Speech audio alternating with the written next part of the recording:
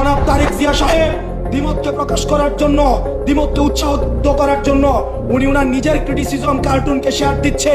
আবার একই সাথে উনার নেতা কর্মীরা আমাদেরকে বান্দির বাচ্চা বলে গালি দিচ্ছে।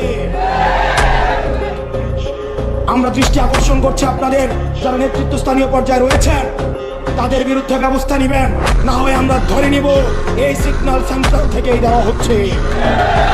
এবং 10 কোটি টাকার যে মানহানি মামলা দেওয়া হয়েছে, এটি পরবর্তী বাংলাদেশের রাজনৈতিক সহিষ্ণুতা, রাজনৈতিক সৌহার্দ্যের জন্য একটা ব্যাড মেসেজ হিসেবে থেকে গেল।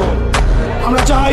আপনারা আমাদের প্রতি কাঁটা ছুড়বেন, আপনারা আমাদের মানহানি মামলা দিবেন, আমাদের টুটি চেপে ধরবেন, যারাই ধরুক না কেন আমরা আপনাদেরকে সাদরে বলবো গণতান্ত্রিক এই যাত্রা অব্যাহত রাখার জন্য প্রয়োজনে আমরা জেলে যাব, জুলুমের শিকার হব, প্রয়োজনে ফাঁসির কাষ্ট ঝুলব, কিন্তু কোনো অন্যায়, কোনো হাসিনার ডিএসি, কোনো সিকিউরিটি অ্যাক্ট, কোনো মানহানি মামলা আমাদেরকে আটকায় রাখতে পারবে না।